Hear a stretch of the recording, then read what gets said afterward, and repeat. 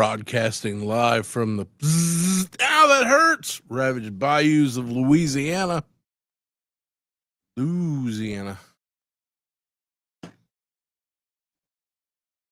I hope your day is c'est bon. We revons.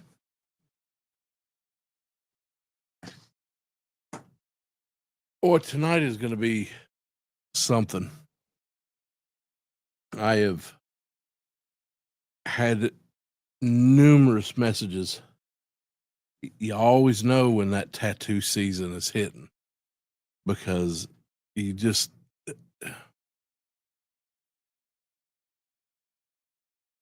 I love you people. I love you. I love you all. But sometimes y'all just need to read a fucking sentence.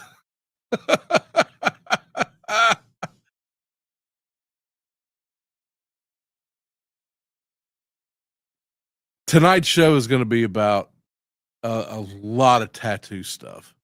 So if you don't care about tattoos or tattooing as it affected me, oh, look at this. Somebody just discovered they got a blue wrench. Hey, Dens, it's good to see you, man. Mikasa Sukasa, senor. And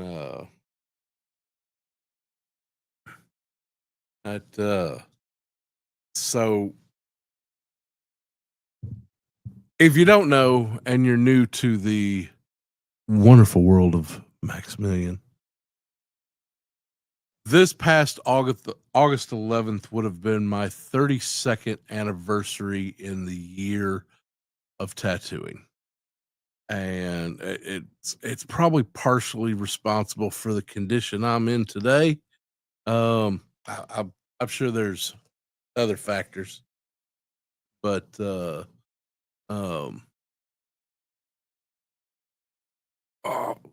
speaking of which, tattooing is hard on a man. Poor posture, poor sleeping habits, poor eating habits, just foul language, fouler people, and chemicals. So many chemicals. Some for entertainment and and some for cleaning. You hope, but we're going to look at a lot of stuff tonight. I got a lot of tattoo machines that, but I want to give a little bit of backstory on all this. So for anybody watching that knows me from the tattoo world, I am 100% permanently retired. I cannot physically tattoo anymore.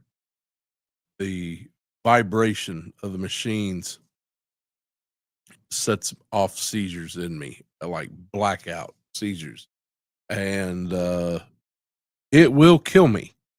So the reason I bring this up and the reason for tonight's episode is because I just got slammed with messages going, hey, I want to book some time. Hey, I want to get a tattoo.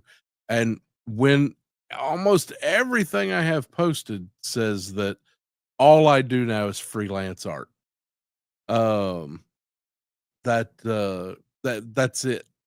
If you're coming to me and you're like, Max, I want work, it better be for a drawing because that's all you're getting.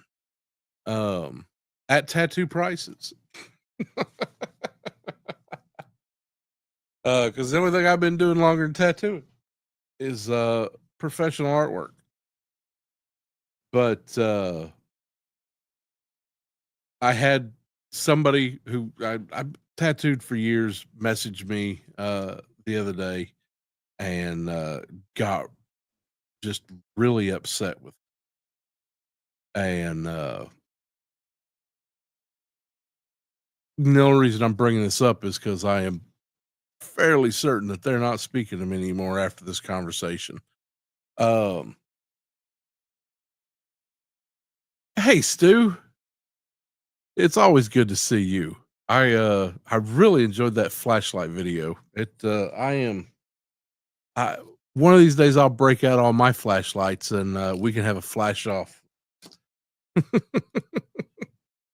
um, so I get messaged and it's a sweet gal. I've tattooed her a number of times, and she messages me, I need to book some time. I have been, I need to get, I got a tattoo that you started 7.5 years ago, and I need to get it finished. I'm like, well, I got some bad news for you, chum. And, I'm happy to give you a referral. Always happy to give somebody a referral. There's not a lot of shops that I will refer people to, but there are quite a few. AAA Tattoo down in Lafayette, Electric Ladyland in New Orleans, the Ghost Tattoo in Shreveport. Literally any place that James Clements is working, go there. Uh, I don't know what. There's a gal named Taylor. She's a sweet gal. She tattoos great. She tattoos up in Shreveport, wherever she's working too. I'm really got to get the name of her shop, but so she was very unhappy with me. I mean, just like, this just won't do, sir. You started this tattoo. You need to finish it. Well, understand, this was, she just could not comprehend. I'm like, tattooing will kill me. If I tattoo, there's a strong chance that, just picking up and holding that machine, that it'll kill me. If I have a hard sneeze or a fall, I may be a quadriplegic or be fucking dead anyway. So, but let me risk my life for a tattoo that you didn't get finished. The last 3 years I have it tattooed, but there were 4 years before that where you could have come in and got that shit finished, but no. So it went pretty much downhill, this conversation from here. And it went from I'm just like, I just I can't physically do it. I'm retired. I don't tattoo. Let me refer you to somebody that I trust. They'll get your work done. Fuck you. Fuck you. You asshole. You conned me out of my money. This shit it accelerated so fast. I'm just, dear gods. So I'm just like, you know what? Fine. Just let me, my wife, my kid, my health, let me throw everything away for your fucking tattoo. Um,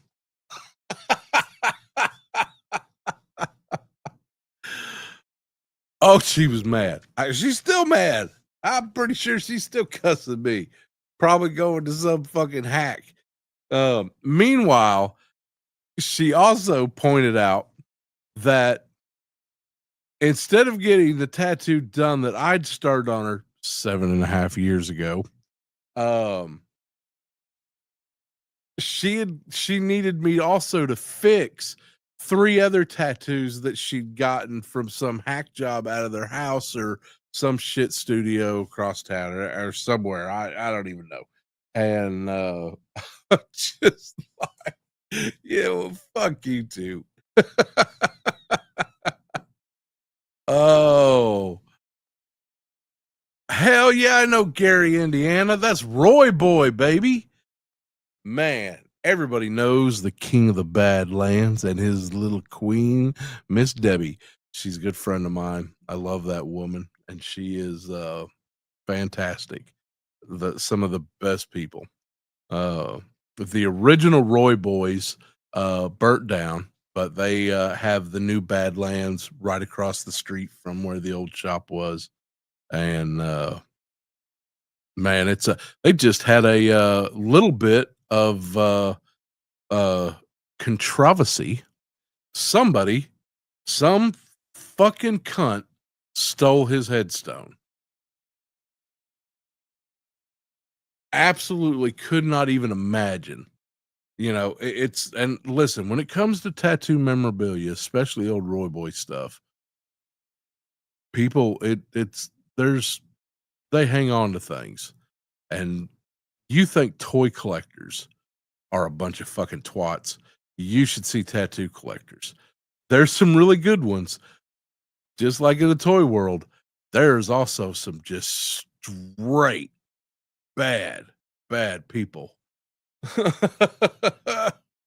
Oh man, but good news, headstone was returned. It has been put back in place, and and all is well back with the world. But yeah, Roy Boy was, God, he was so adventurous. He didn't just have one tiger. I think he had two. I know he had at least two. He may have had a third one at one point. And um yeah, just don't mess with somebody's headstone. Yeah, there's not many unforgivable, there's you could come back from a lot of things, but you mess with somebody's last voice on earth,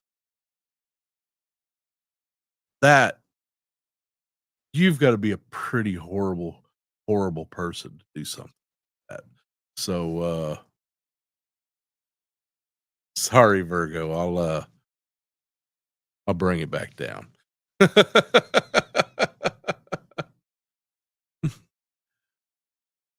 Ruff, welcome to chat. Nice to see you. And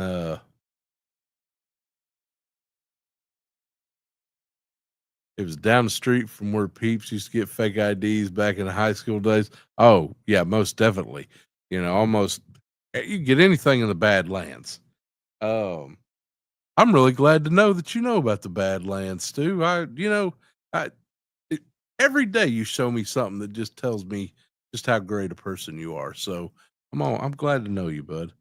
Um, so, but anyway, getting back to, it's I on the day that I announced, uh, I've always stayed pretty close to the limit of how many friends you can have on Facebook.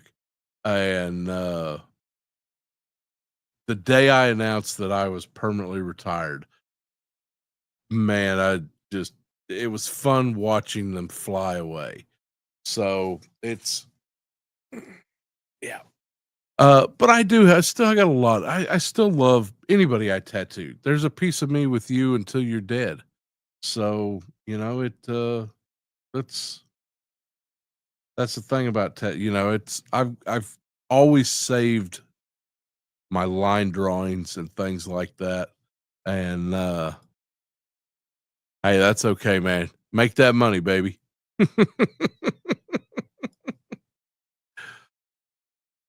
And keep them bar flies off of you. The little pesticide, but it tattooing's one of the best things that ever happened to me. But I always kept my art. I've got boxes of it. Almost every tattoo I've done over at least uh the last 15-20 years. And Mark, it's good to see you too, bud. How you do? You know what? Next time you need to come up, you need to bring me some of that best stop andouille. I'm running out. It's low. You can't get no good andouille up here, man. That's the best chef in Louisiana right there. Mark Daniels. You look for Chef Mark. Wherever he's at, you're gonna get some good good Louisiana food. And none of that New York City stuff. Mm-mm. Maybe a little bit. Depends on what he's cooking. But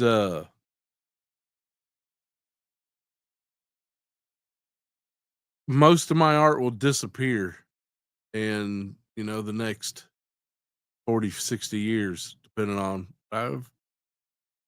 I think the last youngest client hit me up. I mean, it was I know I seen at least some 2005 birthdays in there. So, I never tattooed minors, always 18 and over.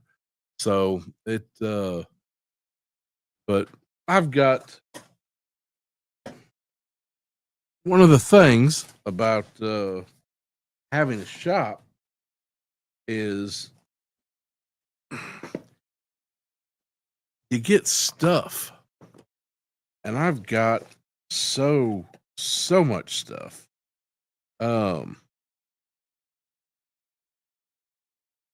like this is I need to get this back to him. In fact, uh, Iron Cypress tattoo in Lake Charles, Louisiana. Uh, Good buddy of mine named John Davis works there, and this is a lost wax casting mold for a tattoo machine, and I need to get that back to him or send it to a jeweler and have it cast. Um, and this is a Daryl Becker tattoo machine box. I'm sure he'll be popping in to see what I'm talking about. But we're going to go through one thing I've got to do, and something that is going to happen very soon, is I've got to figure out how to sell off all my old equipment. It's all going. I'm selling everything. Uh, I'm going to keep, a few things for my daughter. Um, Couple machines, that just might have some sentimental value. Uh, that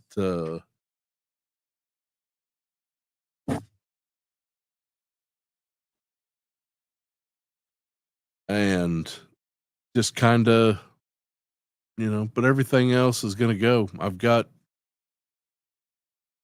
a shop worth of stuff. I've got so many tattoo machines.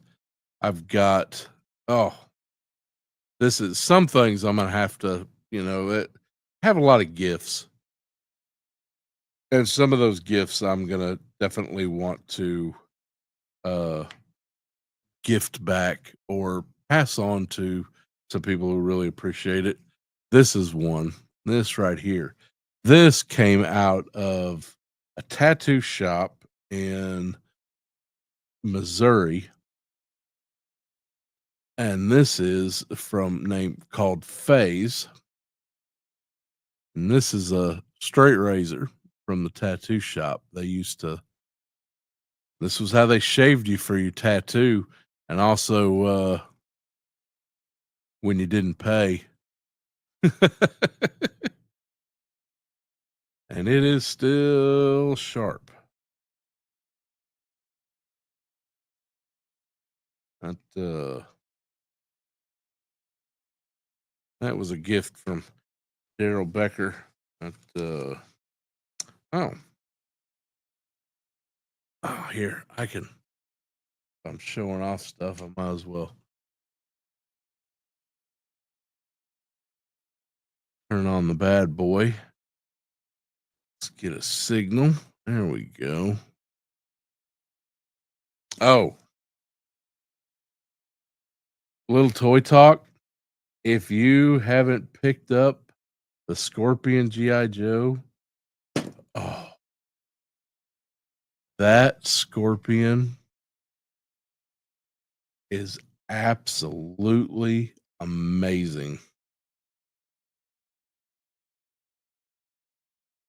That is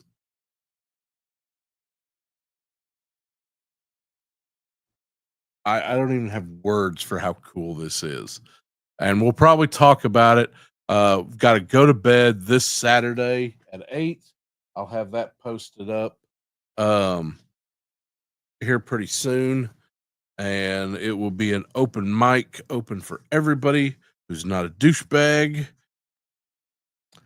This is an acetate stencil. And this is from Willie Moskowitz Barbershop. That's from the Bowery. And got that from Marvin Moskowitz, who is an outstanding human being. Good soul. I love that man.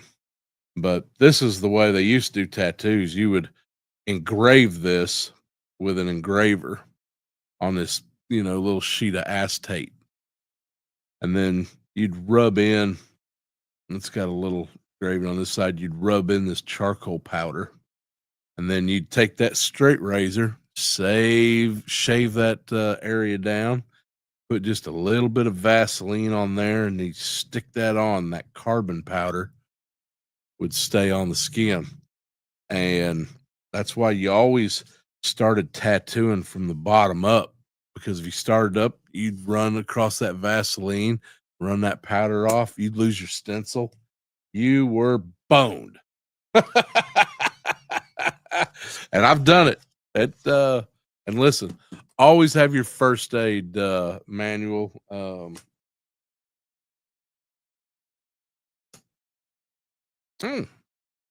That is some Jack Hinton. He's a Missouri fella. Painted that for me. Oh, that is 2011. Is that right? Looks like it says 41. You need to learn how to write better, Jack. Anyway, what else I got in here? I always check books.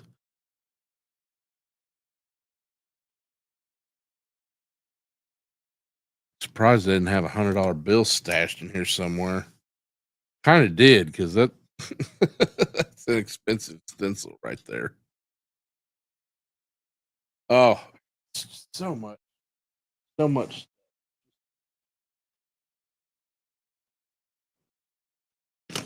This is an interesting thing. This is how we used to make tattoo needles back in the day. You'd have a little bar that would sit right here, and it would go across here, and then there's little bitty holes in the end of this. I think this is it's an old Huck Spalding.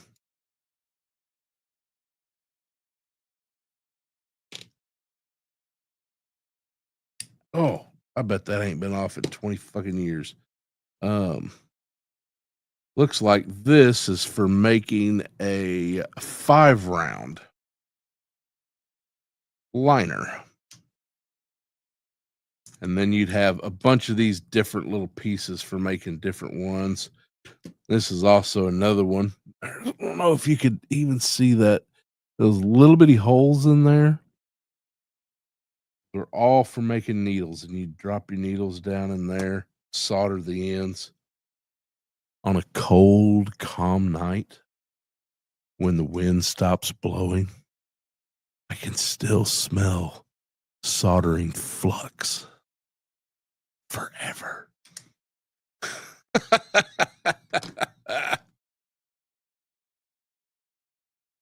Oh, yeah. These are old tattoo tubes used to get from Spalding and Rogers. They used to take these, they'd just order these steel tubes. They'd shave off the end and you crimp that. And then you soldered this little bitty tube onto the end. And when that wore out, and they would wear out because you used to use these big old hard needles back in the day, you'd send them off and they'd rebuild them. I know a guy who, I bet he had hundreds of these little pencil grips. Oh, these things I used to just fucking kill me. I'm surprised my hand doesn't look like this forever, gripping these little bitty things. Luckily, technology has improved. This is a one needle round tip liner tube. Let me tell you, you want to know who uses single needles to tattoo? Prison inmates.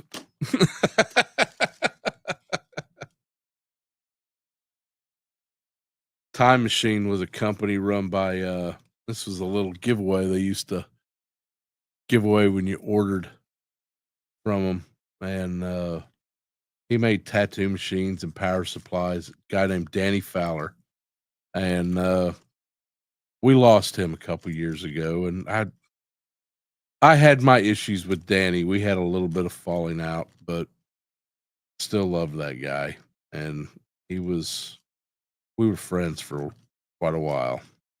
Um,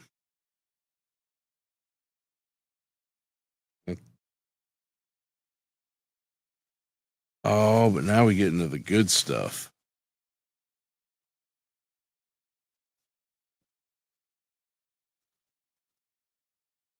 This is an unused frame for a tattoo machine. This is the raw cut. And this is from a guy named Ernie Cafera, the captain. I'm pretty sure if I look in here, I think these are all.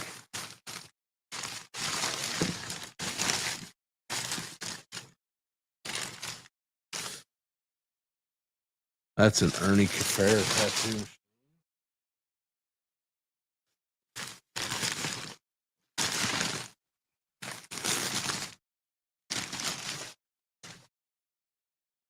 Now, this is a Mike Pike and Ernie Cafera tattoo machine, but the thing about this one that makes it more special than yours is Mike still makes these. You can still get a machine looks just like this. But the thing that makes this one really special is Ernie signed it.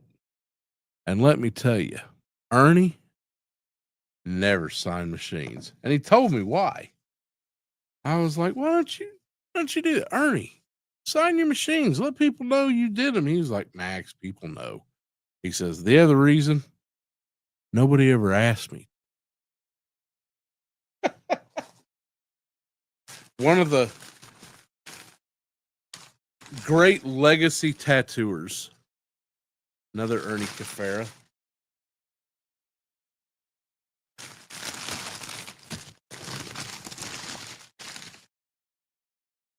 Another Ernie Cafera.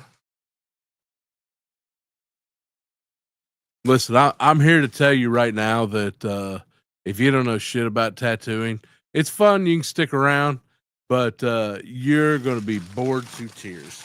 Because I'm going to nerd out on. Now this one. Now this one is something special. I'm going to show this off. This machine and this machine design has never been shown publicly. This is a recreation of you can't make this shit up, a meth mouth Mike tattoo machine. And this was made for me by Daryl Becker out of Old 66 Tattoo in Joplin, Missouri. And he is right there on old Route 66. And what makes this special is the construction, the 3-piece construction of this frame. You know, normally you get a frame, it's one piece. You've got the arm, back saddle, you know, everything's all just one piece, maybe two, you know, like this one here, this side piece was put on and then they welded on the rest, you know. So, but this one is all bolted together. And that's the way Meth Mouth Mike always made his tattoo machines. And apparently the guy had a meth mouth, which meant that he probably had like one or two little brown stumps in his head. But I met Daryl Becker first time at the first Oklahoma City tattoo convention. Oklahoma had just legalized tattooing and for the first time since the 60s. And Daryl came down from Joplin, did the convention. And we met. I looked at some of his tattoo machines. He looked at a couple of mine that I'd put together and had nice things. And then come to find out that he'd he'd had some machines stolen. Well, I was always buying old machines and going around, and I was usually pretty friendly with all the shops. So I ran in, and there was this one asshole named Tyler Towns. I think he still tattoos out of Amarillo, Texas. And if you ever listen to this, Tyler, fuck you. You're a dick. Um, so in his stuff, I found one of the stolen machines. Now, whether he took it or he got it from someone who took it, whatever. But he's still a dick. And so I sent the machine back, I showed Daryl seen it, said, "Hey, that's one of the machines that was stolen." I was like, "Well, let me get it in the mail to you." And as a thank you, he made this machine for me. And it has been with me for, well, holy shit. Let's see if it's got I can't read Daryl's writing. He writes like a 3-year-old on meth. But oh shit.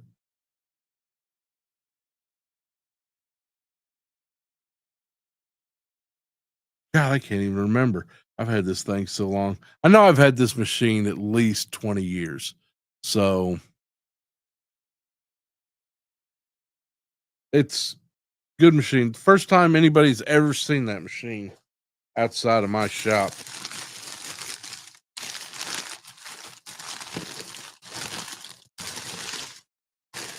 This is, let's see what, oh, this is a spectacular piece. So this is another Daryl Becker machine. And this is number 3 out of a set that he made. And it is, I believe, a reconstruction of a Percy Waters tattoo machine from probably around 1940, 19 maybe even into the 30s. It's lefty. Daryl loves giving me lefties, knowing that I'm right-handed. But got the beautiful old, because they used to, the clip cords, just the way they were hooked up was just like old, they used old radio parts. To be that's what people don't understand about tattooer. They're like, "Oh, you're just a tattooer." No, I have to be an artist. I have to be an electrician. I have to be an engineer. I have to be a business person. I have to be a sanitation worker. It's there's so much that goes into tattooing that a lot of people they'll never get it. There's another Ernie. This is what this machine would look like finished. There's done, there's undone.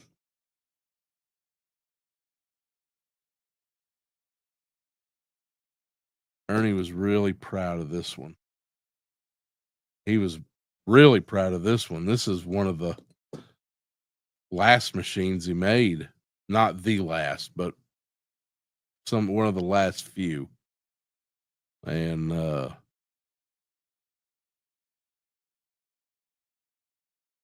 I miss that dude. Him and a buddy of mine named Jeff the Jew, Jeff Cohen. Wonderful guy. And they were best friends, and they talked to each other every day, and they'd call me up, tell me some wild shit, and oh, what are these kids doing nowadays, and all. Oh, There's another unfinished machine. Oh, and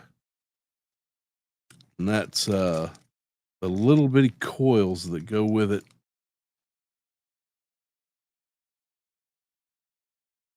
You can set it all up. That believe that is a Philadelphia Eddy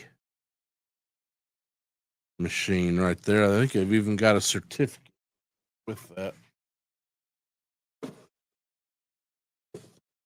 This was a buddy of mine named Fence Post Frank, and he used to make wrap his tattoo machine coils with old food stamps.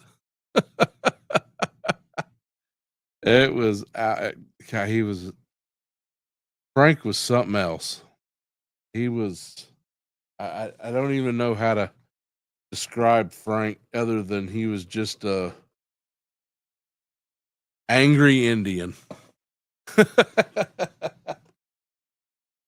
He I think he at one point made national news towards he we lost him. He died in a motorcycle wreck here a while back.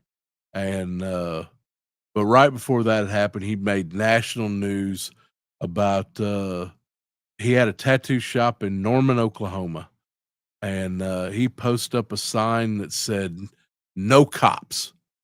If you're law enforcement, stay the fuck. You're not welcome here. Your business is not accepted."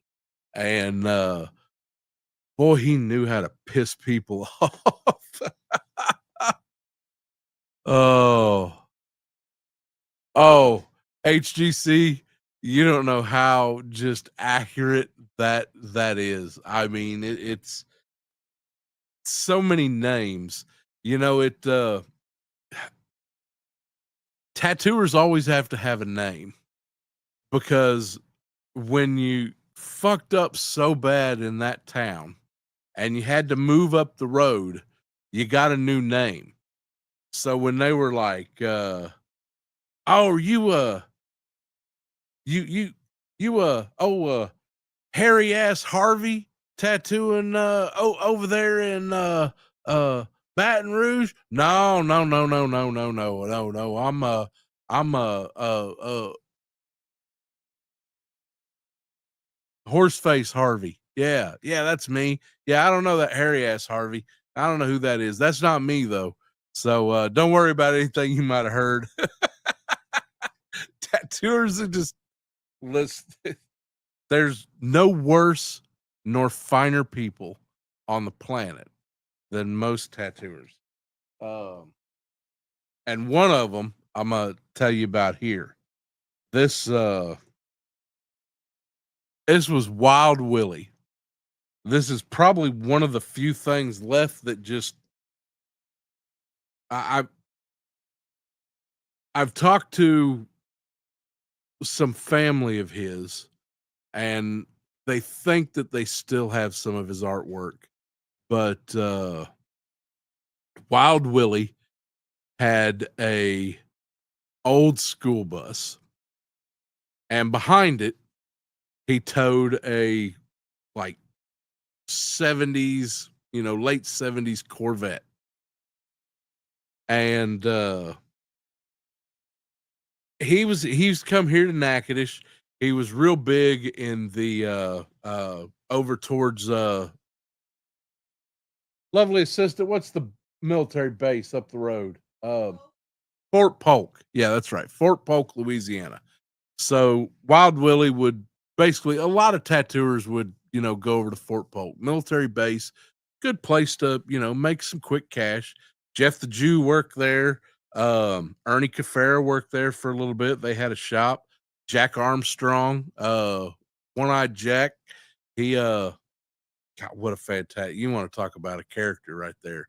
Jack Armstrong. I've got a number of his acetate stencils, and you had Mad Mike, who still I think tattoos over there. He's uh old legend. Wonderful, all of them, great people. Will slit your throat for $100 bill, but love you. If they're your friend, they're your friend. But Wild Willie has some Natchitoches history, and I tried to put together as much Natchitoches tattoo history as I can because a lot of there's a lot more tattoo history in Natchitoches than a lot of people realize. And I'll tell a little bit of that story later, but I want to talk about Wild Willie because he deserves to be remembered. He had a school bus and he'd just pull up and he'd tattoo in the back of the school bus and run around in that old Corvette, you know, and so apparently he got here in the Natchitoches, and like a lot of things in Natchitoches back in those times, um, it was ruled a he unalived himself. I don't want to upset the YouTube people. Um, but there was a lot of suspicion surrounding that. There was a lot of, I believe, meth involved, and apparently there were a couple people that they're probably the only ones. But it was always my opinion that somebody killed him and took his money and was running around in his Corvette. So but he passed away here in Natchitoches one way or the other, and Wild Willie, and just featured at the better cowboy events. I guess he liked rodeo. I would have loved to have met him. I think me and him would have probably hated each other. Uh, but that's tattooers for you. We all hate each other. It's like YouTubers.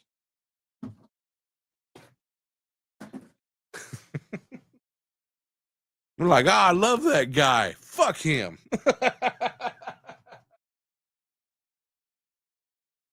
Oh. No, I swear it. Wild Willie.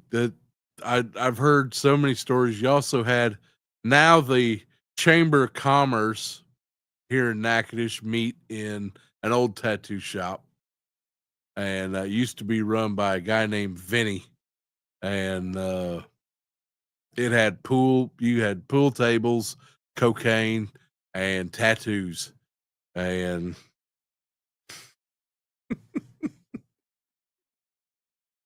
oh, oh, I got more.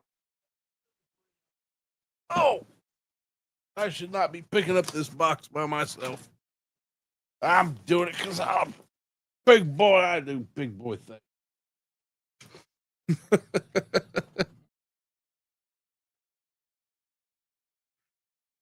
At those who know sound equipment might recognize the name, and just getting how some of the innovations that tattooers used to use. This is a power supply, a little potentiometer on the front, but all the components in it are out of an Apogee sound system, and that's that one. This is a never sell right here, but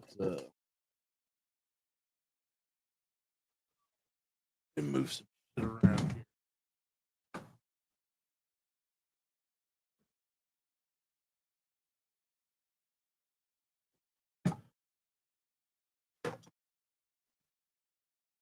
This is what you call this is a power supply.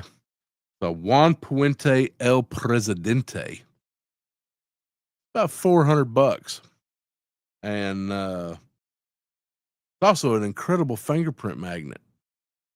Hey, hello, camera. I don't know if there's nothing in that box. You know, I dig all this shit out. I'm gonna have to put it away.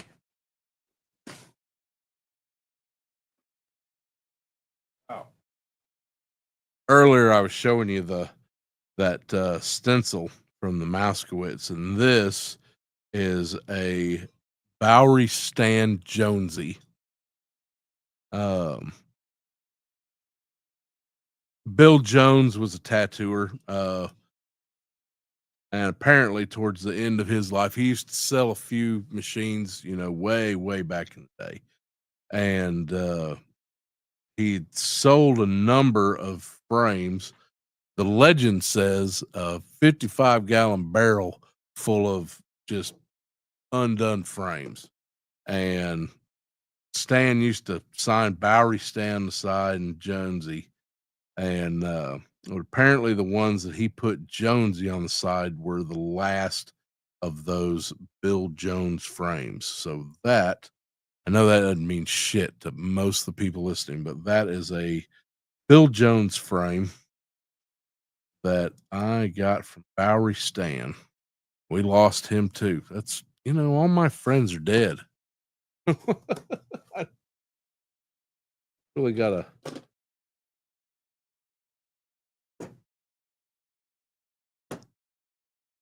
Oh, Jason Klein machine. That is, I tell you what, that is a damn fine tattoo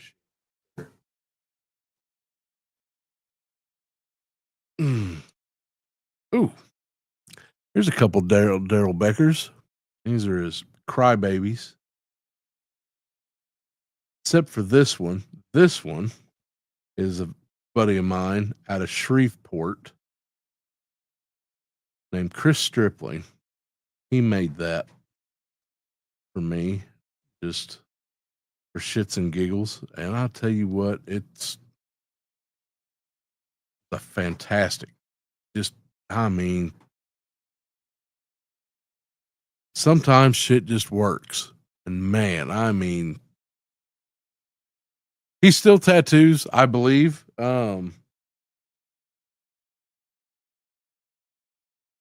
Here's an interesting little piece.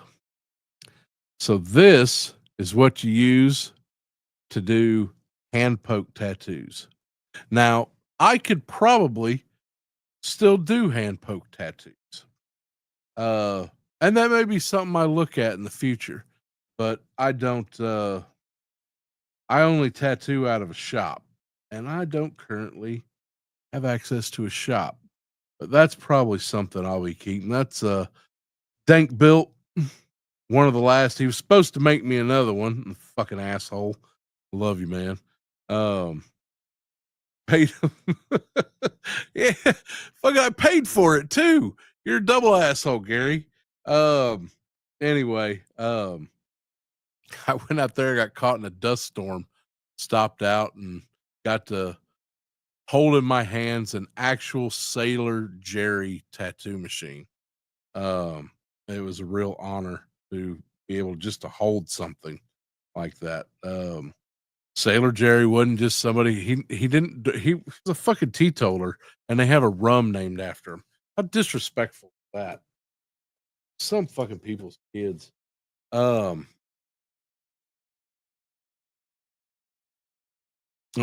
another tattooer we lost. That's a John Black tattoo machine. I got that at the Asheville Tattoo Convention. He wasn't even set up there. Didn't fuck buying a booth. I'm just gonna show up with a briefcase full of fucking tattoo machines and see how many fucking dumbasses buy them. John used to tattoo with Jackie Gresham, Miss Jackie, down at a art tattoo in New Orleans, and I used to go down to New Orleans all the time and see him, and he was a good fella. He just another interesting cat. You got a Rob Rutherford.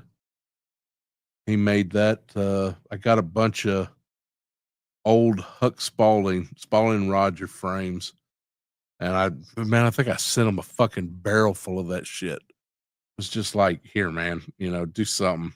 He made a machine for himself, made this one for me, and made a few to sell. And he got so mad at me because I had it about 3 weeks and was tattooing with it like nonstop. I mean, just beating the shit out of this machine, making people cry. I don't give a fuck. It wasn't. Listen, I was not a mean tattooer, but I was going to do whatever it took to get that tattoo to look the way I wanted it to look, for it to be right. And if that meant you shit your pants or peed a little, well, then that's what had to happen. Well, I guess we were both going to sit there and smell pee pee poo poo pants. That's another dank built machine right there. That's God, that's an old one right there. What is that? 2009. Some of you people watching this weren't even fucking born then, you little baby shits. What does it say? Sorry for the troubles, Max. I'm gonna feel bad about selling some of these machines, getting rid of them, because about 90% of them all have my name on them.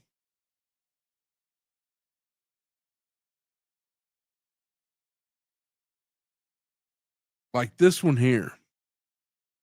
This is a special one. There are not many of these out there. And you had to just not be a piece of shit, I believe, to get one. This was made for me by Dave Antonito at a Good Clean Fun tattoo in out by Atlanta. And Dave is probably one of the most amazing tattooers. Just quiet, really cares about the craft, really cares about the art. Just somebody who really was hard on me when I needed somebody to be hard on me. And oh yeah. Hey man, Good Clean Fun. I mean, it is just, you can't get a bad tattoo in that shop. You just can't do it. Dave is still I a mentor and a friend, and just an incredible artist. And I couldn't even imagine that I ever did anything to deserve a machine from him. But I got one and I love it. What else I got? Some little, nothing anybody cares about. Oh man, here's a cool one.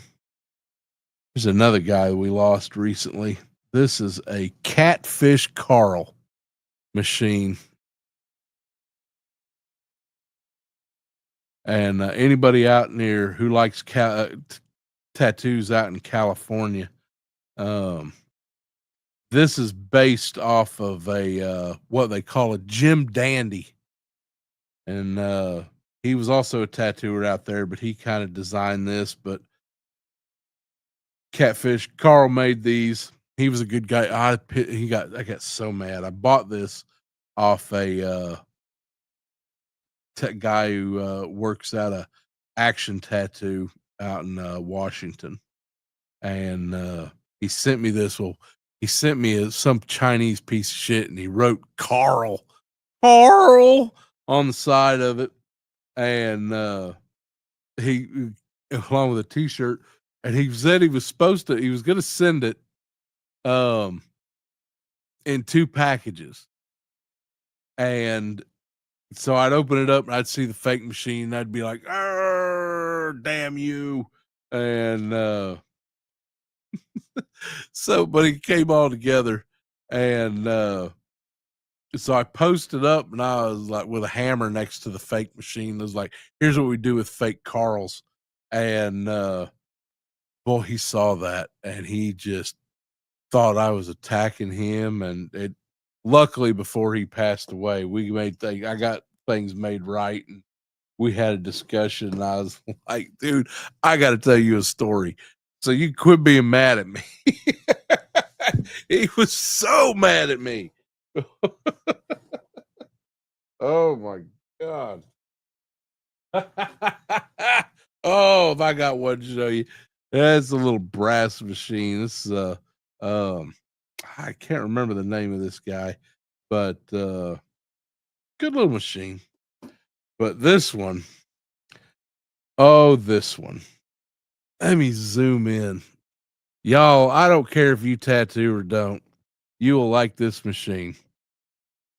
So I Dank built guy named Gary Shoemaker. He's out in Thousand Needles, 29 Palms area, and he makes tattoo machines when he feels like it. And so I was like, "Listen, I'm gonna send you some money, and I want you to make me a machine." And he was like, "Well, what do you want?" And I was like, I what do you want on the coil wrap?" And I said, "I don't know, put some Trojan Magnum XL on there and just make the most perverse tattoo machine that you could find." So over here, you've got a double-headed rubber dick. You got a big penis on the vise. You got a butt plug on the back end. And then the rear saddle is a heads you win, tails you lose coin from the old um, porno booths where you used to put the coin in and the little screen would come up and you watch the little lady do the dance for a few minutes. And yeah, so it's a heads you it had a naked lady on one side and the other side it had a donkey. So that is the Trojan Magnum machine. And boy, let me tell you what, that when I do sell this, and it will be soon, uh, this bad boy ain't gonna be cheap. And let me tell you, it packs color like that butt plug packs an ass. Oh shit. Literally. Oh. That I told him just go nuts. I was like, I don't here, take my money, go nuts. I said, just, and I believe what brought it on was there was I was tattooing and talking to him on the phone at the same time. And this girl kept talking about, don't put no dicks in my tattoo. Last guy put a dick in my tattoo. And I'm just like, okay, okay. So Gary's on the other end of the line, like, what dicks? What's this about dicks? I was like, fucking put a bunch of dicks on the machine. That's another Jason Klein. That that's a good machine. This one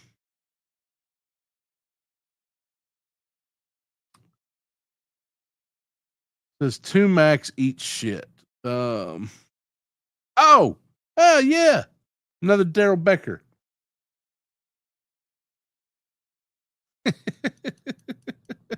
Love that guy. Fuck you, Daryl. Oh, wow. Some of y'all might like this one. Here's another one of Daryl's little mad creations. And believe it or not, it tattoos amazing.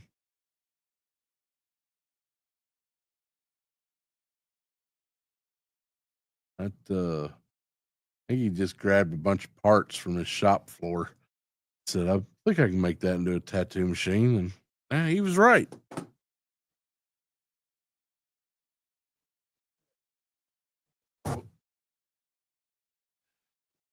That's a Daryl Becker.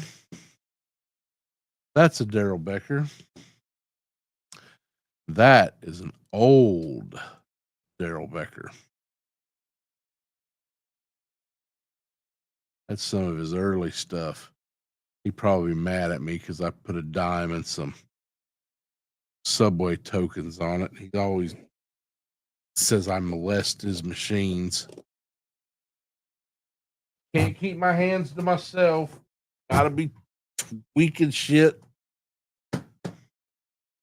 That is actually, this one doesn't belong to me, and I need to send it to the guy who owns it.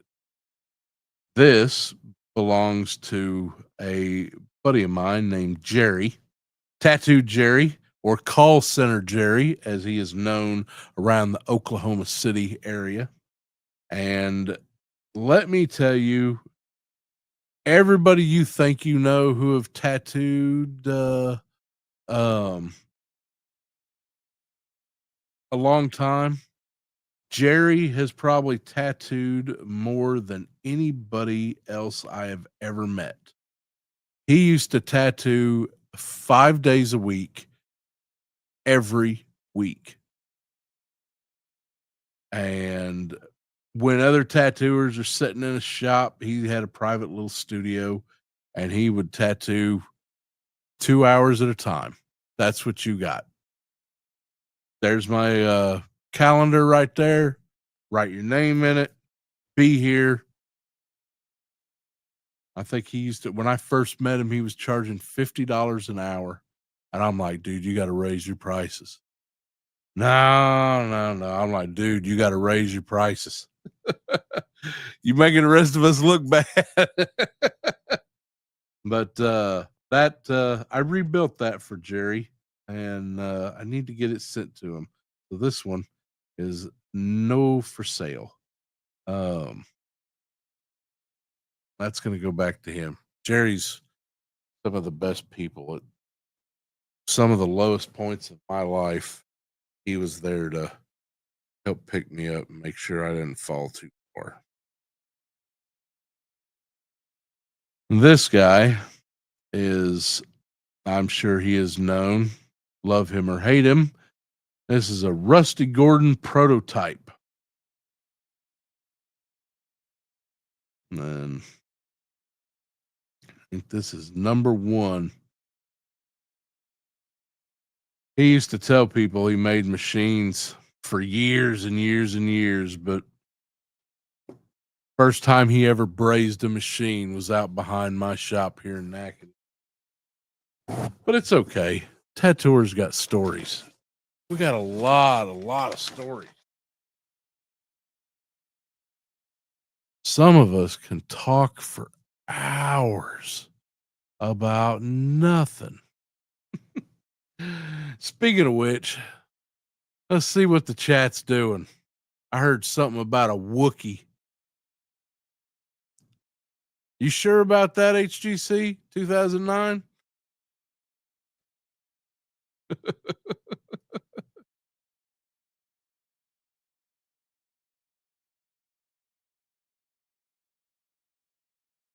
No, I cannot tattoo again. Possibly hand poke, just going like that. But the vibration, and these are old school machines. These are all magnet run. They're heavy, and the vibration goes through your whole body. Even switching over to these lighter machines, that's $400 right there. Even these put off a vibration that just goes through my body, and just if it sets off a seizure, that's kind of what started all this with my neck surgery and everything. I'd been tattooing for about an hour, and I took a break, and I looked up I used to keep a big monitor above my station, and play movies, and we were listening to Aragon, the little dragon novel. And I looked up at the monitor to pause it. We were going to take a little break, and What I heard in my head was something doesn't feel right. And the next thing I know, I woke up on a stretcher being put in an ambulance. And apparently I'd been out for about 20 minutes. I just blackout seizure, face into the floor. Um, Luckily, the guy I was working on, um, fantastic fellow. I believe he saved my life. Was a PhD in veterinary science, so he at least knew enough to make sure that I was okay. Got an ambulance called, and it all it takes is even a little seizure can cause a brain bleed, and you're gone before you know it. Uh, and I want to spend as much time with my wife and kid and my friends. Um, and if I got to trade tattooing for that, then even quick and easy. And listen, I'm going to tell you, there's that's kind of a misnomer because there's not a lot of quick and easy when it comes to tattooing. Um, it looks quick and easy because I was doing it for 32 years. But I mean, I don't know. I have to watch a lot of things, even car rides. I'm not supposed to be driving. It I'm I'm I'm pretty much a lump. I can still paint, I can still do artwork, but tattooing is that's that's part of my life that is forever gone. No, it's not. No, yeah, forever young. Forever young. I think that means you're dead. You died young. Is that right? Yeah. So I hope that answers it, Robert. But no, it yes, always, always let the Wookiee win. Let's see.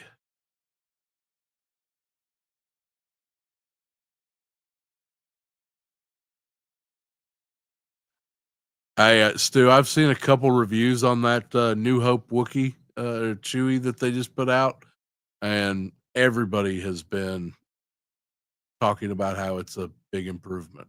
I mean, they still can't get me my double jointed shit, but I've actually been thinking about picking up all those New Hope, just kind of the baseline.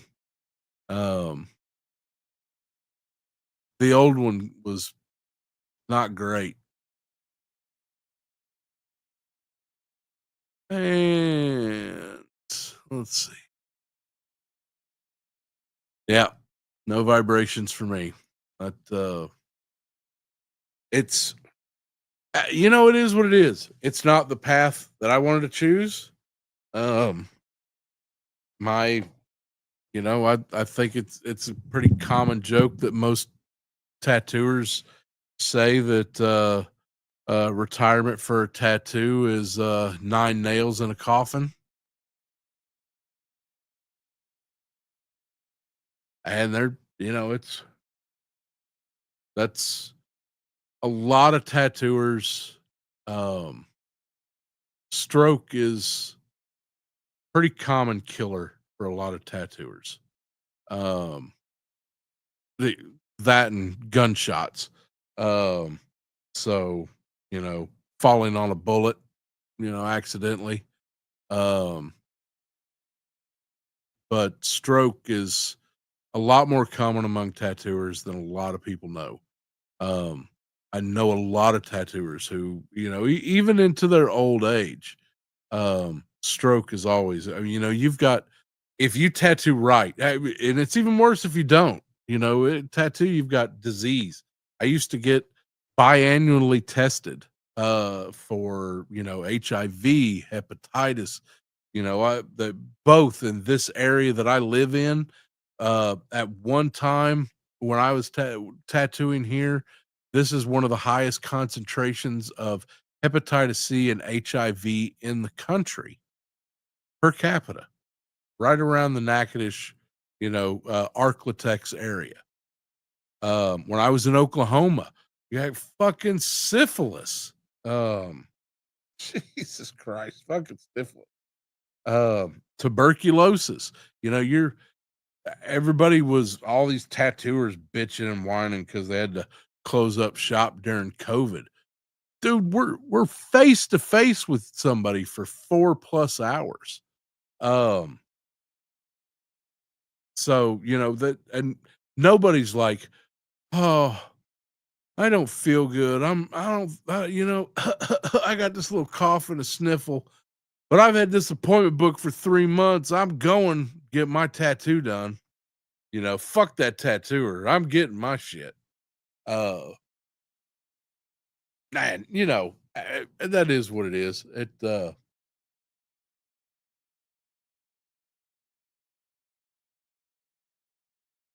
I I wouldn't trade that life for anything. I actually stopped for a few years and went to college. And then was like, the fuck was I thinking? I'm going back to tattooing. Fuck real life. Um, it's here. Let me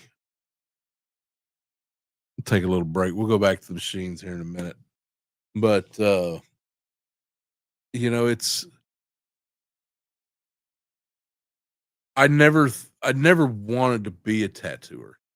It was kind of just dropped in my lap. I owed somebody money. It's a story I'll tell another time. Uh, but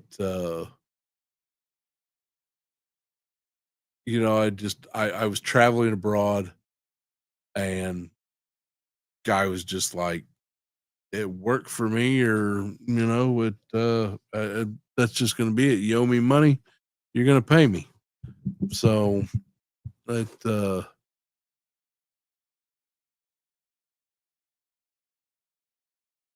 but I always knew that art was what I was going to do, even as a kid. And I hated any job that put my hands at risk. I was obsessive about it. I turned wrench my parents' Ford dealership for a while and fucking hated it. Every time I busted a knuckle, you know, just bleeding and shit like that. I'd quit for a couple days and then I'd get broke and have to go back to work. But tattooing, no matter what, I could do art. Uh, and when I opened up my shop here in Natchitoches, I could do it my way because that was the only way it was getting done. People come in, people, they either loved me or hated me, but I had their best, whichever it was, I always had their best interest in mind. Um, because people were really big about they I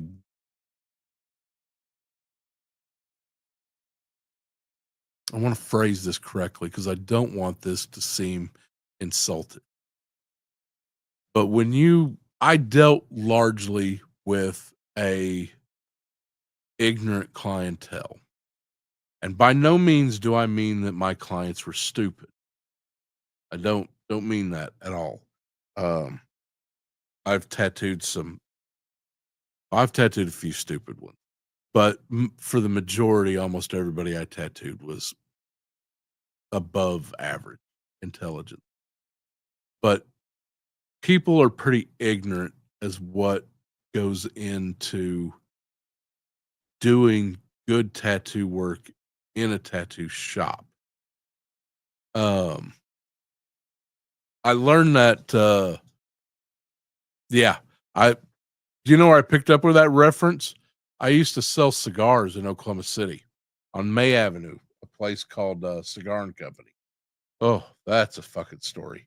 But most of the time, people don't know shit about cigars. They say they do.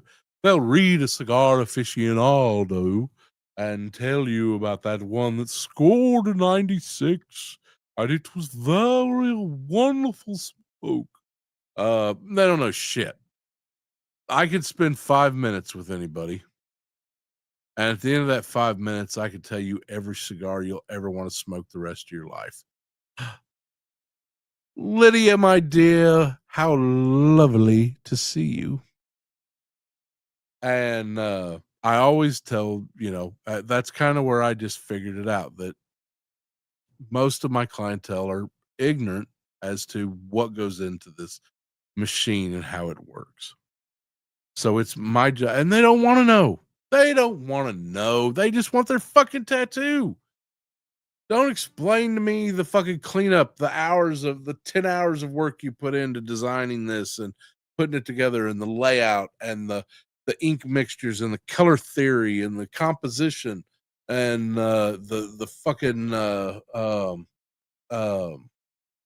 the years of art lessons and shit like that, and the brutal fucking hazing process that is learning to tattoo. Whether you got beat in the back alley or whether you just got beat by the fucking tattoo machines. They don't know, and they don't want to know. And they don't have to know. That they're paying me money to do a job and a service. I'm a service. I was a service industry, and tattooing is a service. People are like, it's a craft. Yeah, okay, sure, whatever. It's a service industry. You're a fucking artistic butler. You do coloring book shit on people. Oh, just laugh at yourself. It's okay, tattooers. Don't take yourself too seriously, or else you'll have to start running toy tube channels. Um, but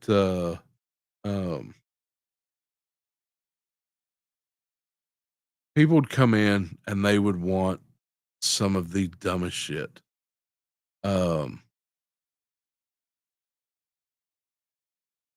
Like my big thing was, and no offense to anybody who has any tattoo that I'm about to talk about. Um, if you like it, if it makes you happy, I'm happy for you. And I don't care how good or bad it is. It means something to you, rock on. If you're not happy with it, seek out a professional. Get help. Something can be done about it. No matter what it is, something can be done about it. And I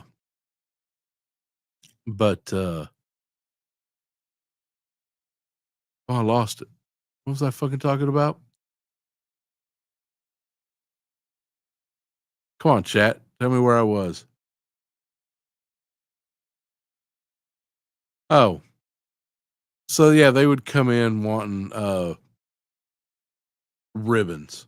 They would want a ribbon tattoo. I didn't do I did a few ribbon tattoos, but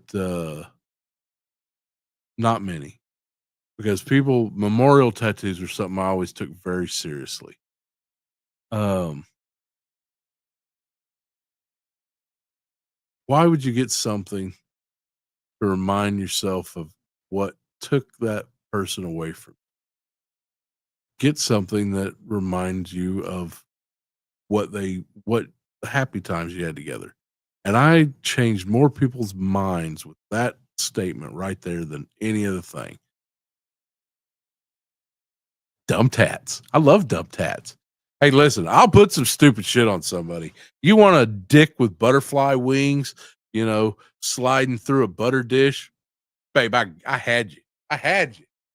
The dumber, the better. I loved it. But you want to put a cancer ribbon on somebody, I'm gonna fight you. I've brain damage. What do you expect? That I did. I did one of my favorite tattoos I've ever done. We did two pigs making the beast with two backs on this girl and put a little banner that said "Making Bacon." Local guy loved her. That was the most fun I have ever had. Any tattoo, except for the one I did for whoever's watching. Yours is my favorite, but you know,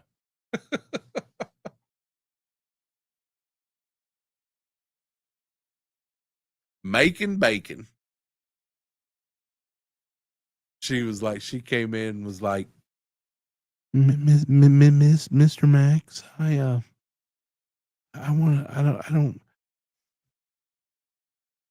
don't know how to ask you to do this tattoo. Um, but I want to get two pigs fucking, and underneath it says making bacon. And I was like, sold. Let's do it. I got you. Come get in a chair.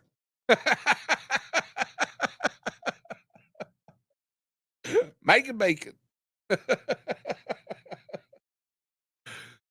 The craziest tattoo I ever did.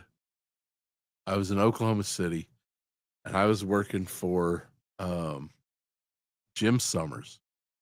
I lost him recently too, and my love and sympathy goes out to his family. Jim was a kook, and you know, he worked for years. A little backstory with this. Tell Jim's story. I'm gonna tell somebody else's story. Jim used to work for a place called um, Fantasy Tattoo and Body Piercing in Gainesville, Texas, home of the bong buy one get one free tattoo. I recorded so many of those ads for Rock 100 the Cat out of Oklahoma City. It drove me fucking nuts. Fantasy Tattoo in Gainesville. We've got everything you need, all the designs that your friends want, right over the Oklahoma border, across the Red River in Gainesville, Texas. I think it might still be there. Guy named Larry, one-legged guy named Larry ran that place. And at the time that he ran it, tattooing in Oklahoma was illegal. Larry used to make we talked about this one year. He made $3.3 million just off Oklahoma clients. He used to run $5,000 to $10,000 a month in advertising in Oklahoma City. Fantasy Tattoo in Gainesville. I'll never, ever, my dying thought is going to be home of the buy one, get one free tattoo. Well, Jim Summers worked there for a little bit, and he left pissed. It wasn't hard. Jim had a lot of passion. He was a passionate guy. And so Fantasy Tattoo was down there. Well, they legalized Oklahoma. Well, he rented a building, spent 60 grand rebuilding this entire place. I mean, gutted it and rebuilt it the way he wanted. It was nice. It was good. He built a good shop. Called it Reality Tattoo. Ain't no fantasy here. This is fucking reality. And I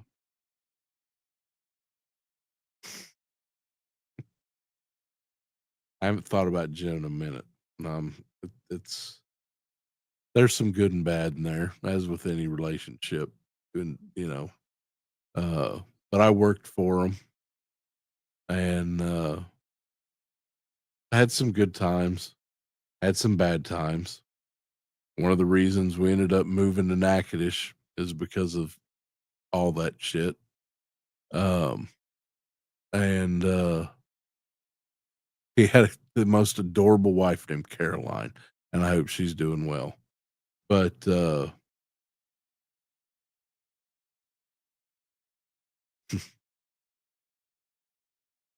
this girl come in, and we should have been closed,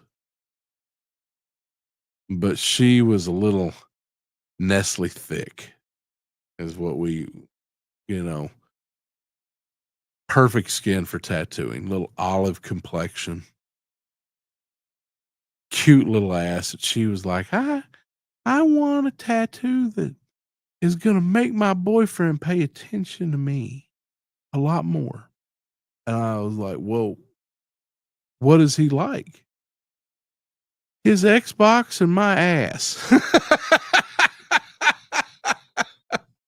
I was like, all right, well, let's you want to put it, we could do a little we don't call them tramp stamps anymore. We call them ass hats. And so we put a Xbox controller with wings, little frills, and dressed it up a little bit. But I put an Xbox controller right above her ass. And I always told everybody, listen, here's your aftercare. Here's what you do to take care of it. Stop in about, 2-3 weeks or a month or so. Let me see how you healed and make sure if it needs a touch up or something like that. We'll, evaluate then and make sure. I just want to know you took care of my fucking tattoo because it's just on loan. And so she come in about 2 weeks later and she was like, I may have a problem. And I was like, oh man, that shit, she fucked up that tattoo. She's gonna want me to fucking redo it. She don't like it. Something's bad about this. I was like, okay. So talk to me. What's happening? He was like, he won't leave my ass alone. Said we should have done a Nintendo remote. He never plays that.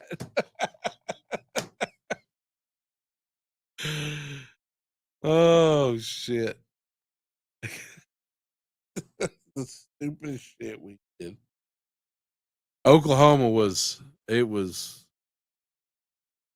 I got some Oklahoma stories. Some I don't know if I can tell.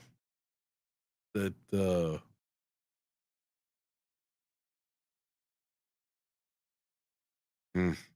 some of them aren't mine to tell. But they were pretty interesting. There was piracy on the high seas in the tattoo world for a long time in Oklahoma.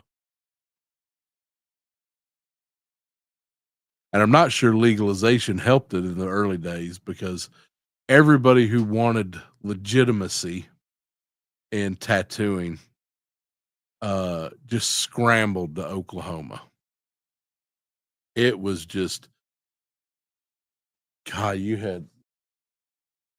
they did it right. They really did. A lot of us came together and really tried to help guide the laws. Jason King from Atomic Lotus Tattoos and Body Piercing in Oklahoma City over on 23rd Street Piercing and Atomic Lotus Tattoo. Jason King, I think he was a former president of the Association of Professional Piercers. Wonderful fellow.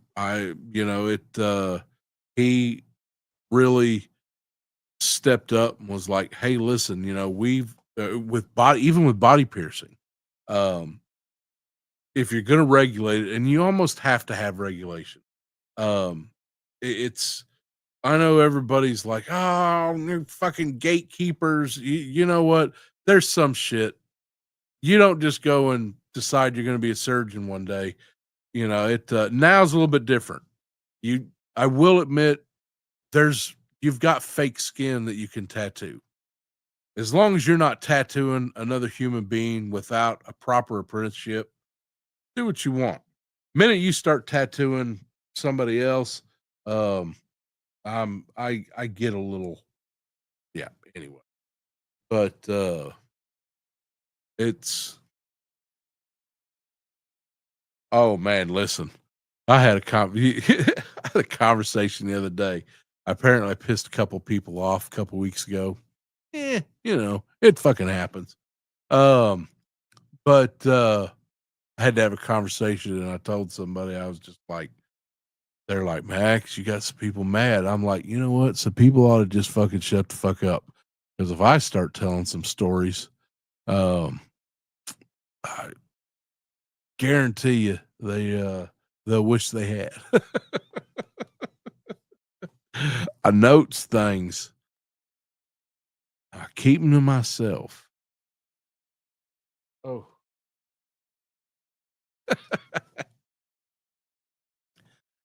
Speaking of Rusty Gordon machines,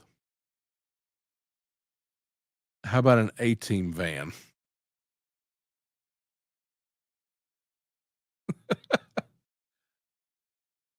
This thing weighs like 2.5 pounds. This is this is the reason I'm. He put little bullets on the. That's another Rusty Gordon. But I'm not allowed to sell this. This is one of them that my daughter has decided that is not allowed to be sold. So where Rusty found a Chevy van belt buckle absolutely astounds me.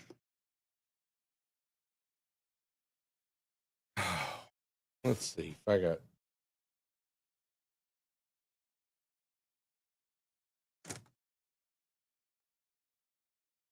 This trying to see. I know I've got one.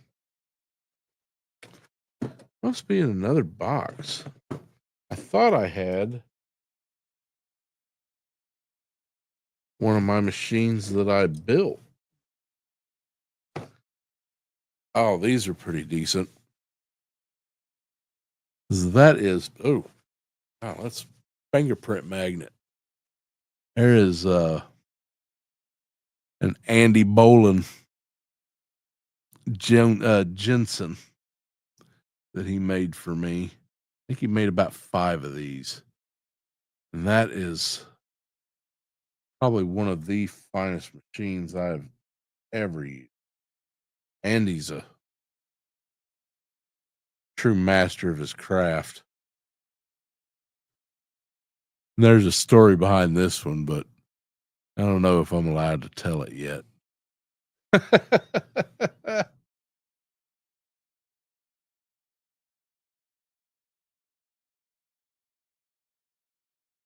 Oh man, listen, that van that Ace from Ramen Toys did is absolutely it's exceptional.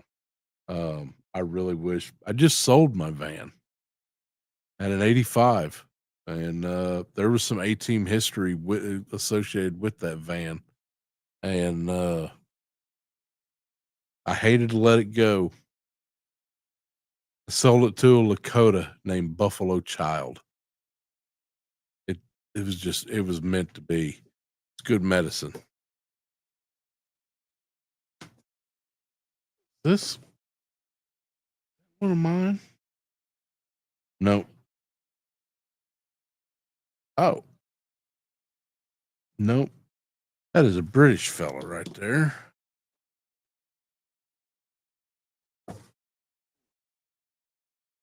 Seth Safari machine. That is. Mm, that is just an outstanding. God, I hate this. I want a tattoo so bad. Everybody's just like,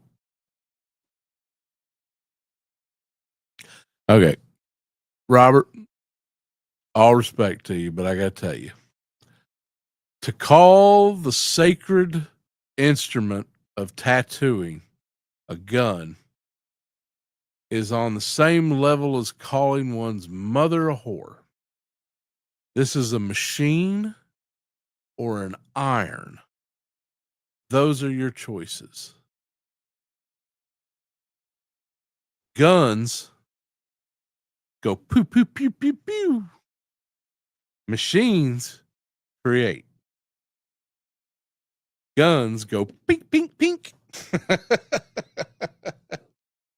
But thank you. It is a piece of art. I understood your meaning, and I take it uh, as it was meant. And thank you. It it is something.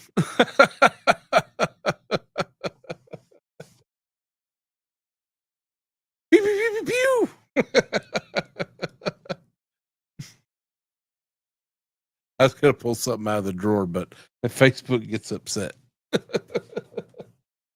Oh, I still. Oh, here's a neat one. This is another buddy of mine that we lost. That's Todd Evans. That one has square coils.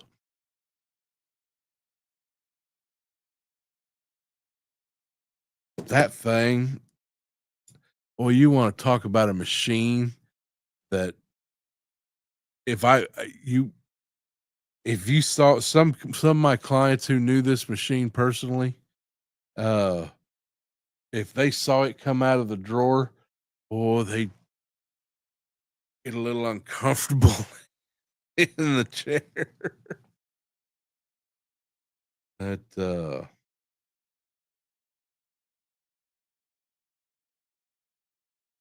I'm still I'm still not settled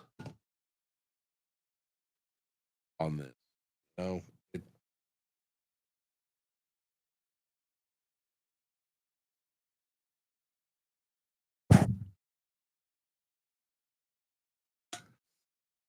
stay hydrated, folks.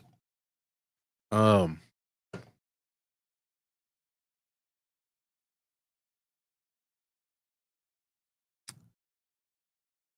it is insane to me that I will never be able to tattoo again.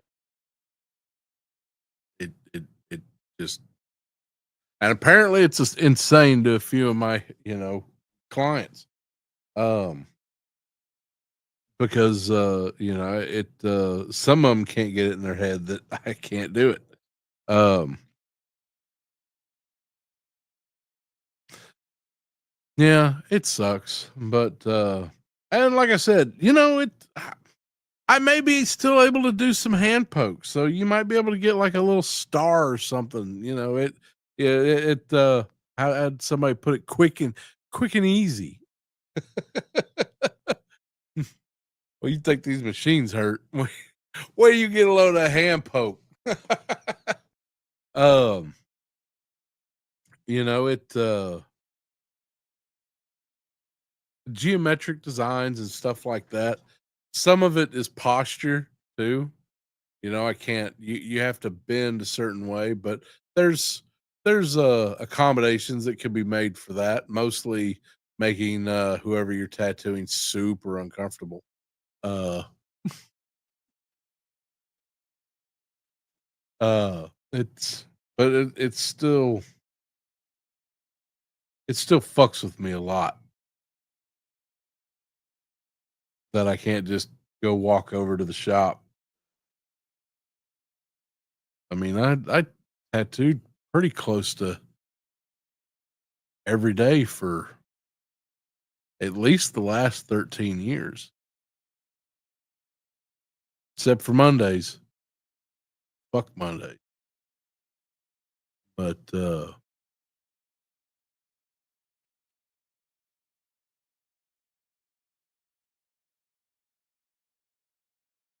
and then you still have that's kind of where I'm at. Part of me is like, I don't I don't want to get rid of any of this. Everything I have has a memory attached to it. Um, everything I have, I mean, this is man. I bet I've put 10,000 hours on this machine. Um,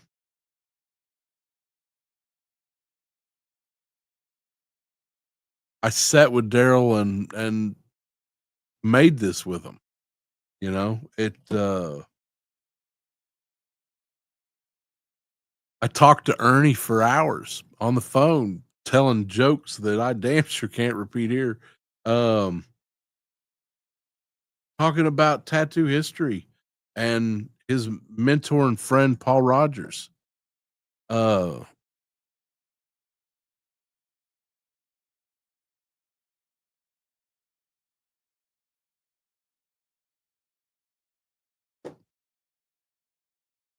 I talked to Todd about how the founder of Natchitoches was tattooed heavily from on both legs in a full chest piece, and took a lot of that, and his being tattooed as a European uh predates Captain Cook by 100 years in the popular history that Captain Cook brought tattoos back from Polynesia for the rest of the world. You know, you always got to make it about white people, but it's and how, but Saint Denis took a lot of that tattoo knowledge up to Canada and into Montreal, and a lot of early Canadian history that didn't involve First Nations uh started here in Natchitoches.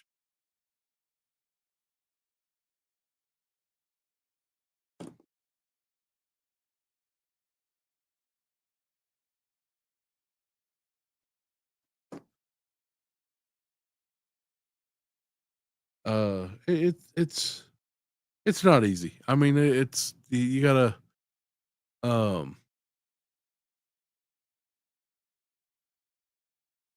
being cut off from something. Tattooing is symbiotic. Uh, it's a symbiotic art form because you really have to. It,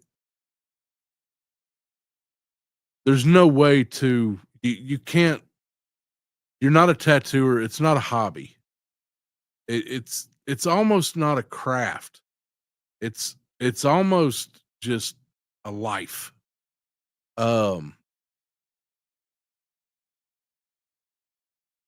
and my wife, you know, she was a tattooer's wife. She was the perfect tattooer's wife. Because she knew there's some nights I'm gonna be at that shop till 2 in the fucking morning, and then up at 11 o'clock the next day to do it all over again. Um, I think she misses being a tattooer's wife because I'd leave her the fuck alone. She could play in her craft room all day. Now I'm home all day and I bitch about shit. Well, I can't find my shoes. Where's my shoes? I need my teddy bear. Where's my teddy bear? Um, I love that snake armor. Um, I got a lot of emotion right now, and it's I'm okay.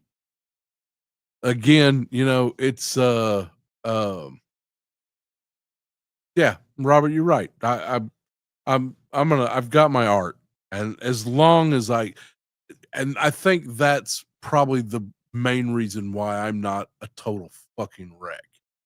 Um, is I can draw. I can still draw. I could still produce. I've got 2 commission pieces that I'm working on uh right now as we speak.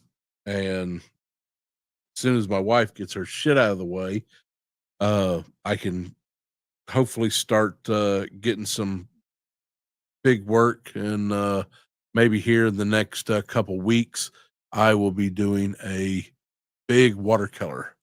Um I think the last one there's a live there's a there's an 8-hour video of me doing a last one. I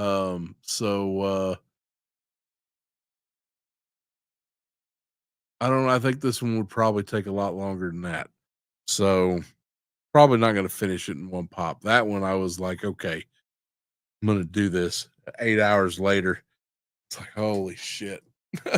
What was I thinking? Um, but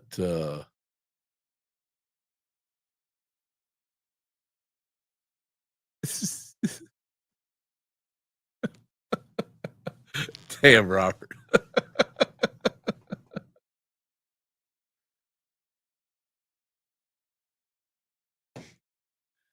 Nice. Well played, sir.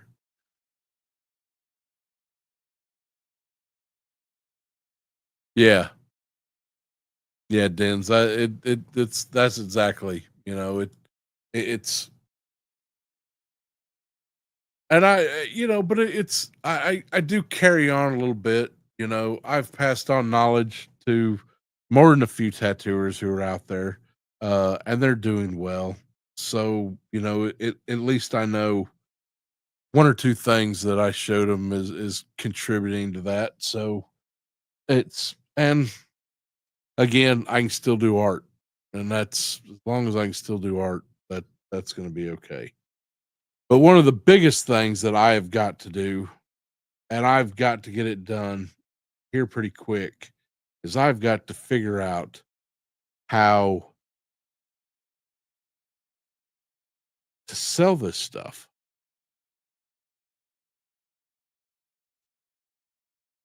And here's the problem with that. I've got a bunch of stuff that can't just go to just anybody. So how do I sell it?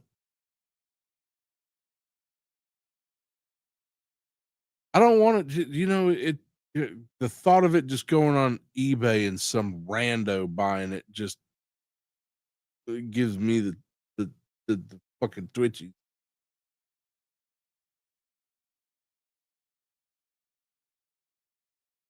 I've been thinking about doing Whatnot,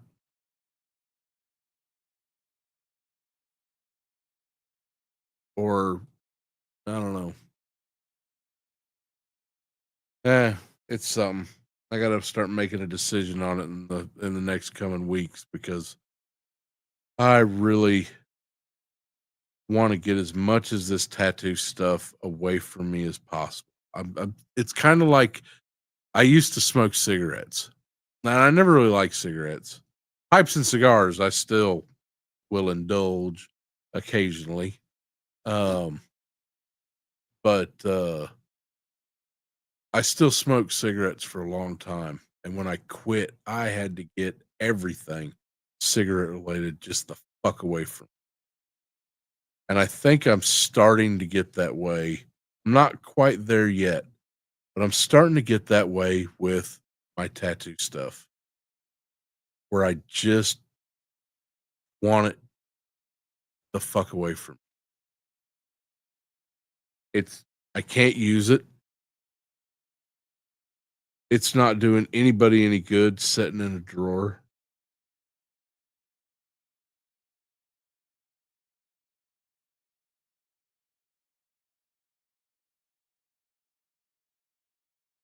Times are hard and I got bills to pay. That's not the biggest factor. Mostly it's I just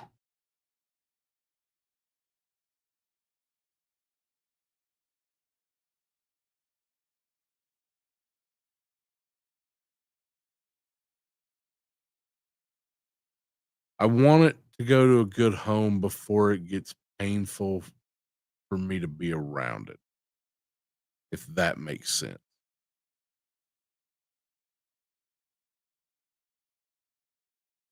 That's kind of where I'm at. I just I don't want to hate this. I don't hate the memories, and I want to keep it that way. So I need to do something with all this stuff before it gets to the point that I hate it.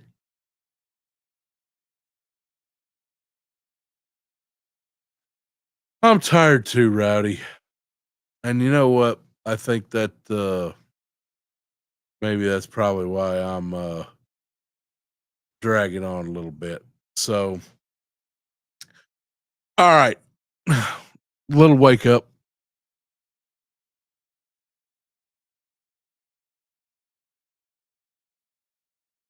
Oh man, no.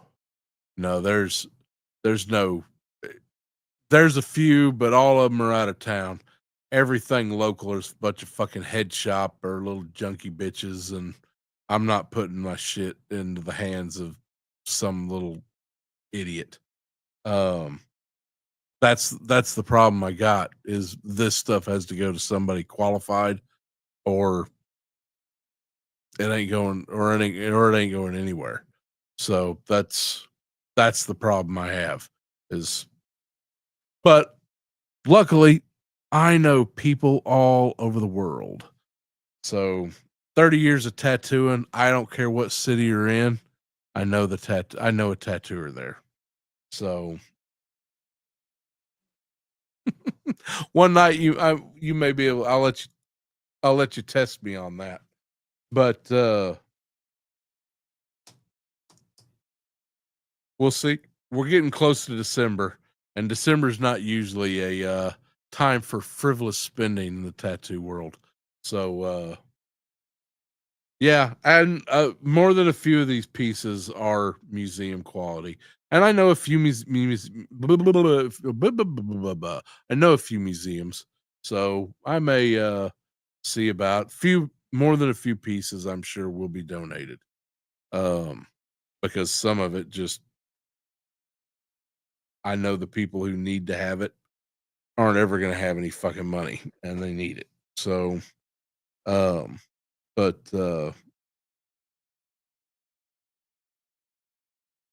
that is what it is. But all right, things I've got coming up this Saturday, and we have a go to bed.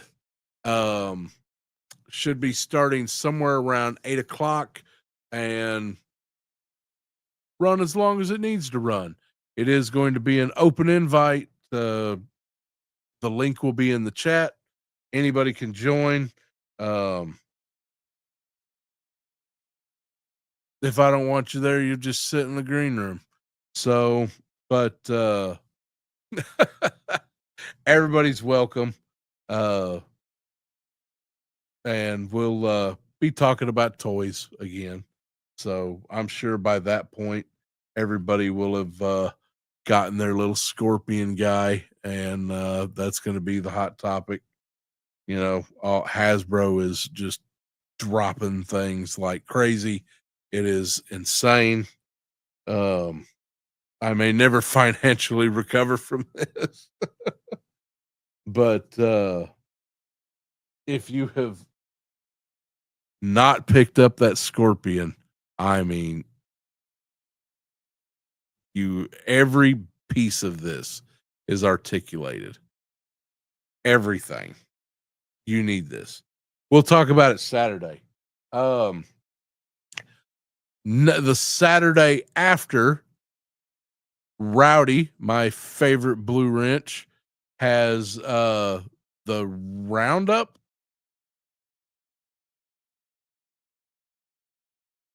Did she go to bed? Rowdy? Yeah, anyway. Next Saturday we've got Rowdy's open mic.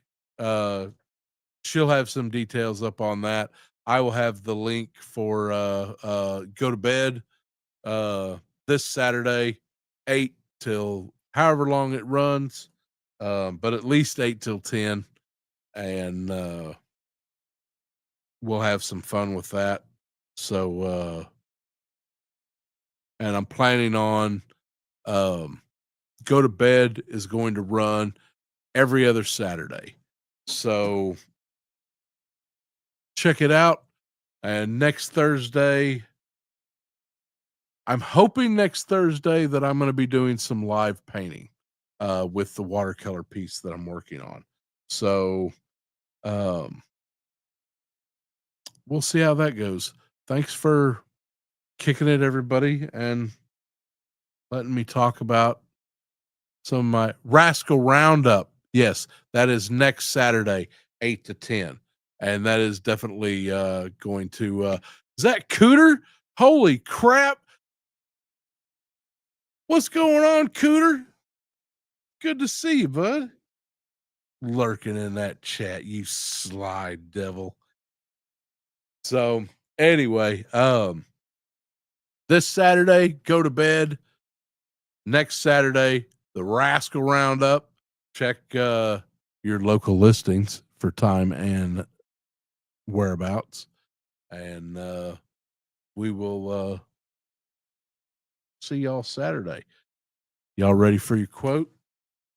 Let's flip the magical book right there. Looks like a good spot. And we are looking at, oh man, we got Lord Alfred Tennyson again. Men may rise on stepping stones of their dead selves to higher things. In memoriam. Everybody have a great night. Love one another. And stand up for anybody who's being oppressed. And you can have whatever you want in this world as long as you help somebody else get what they want.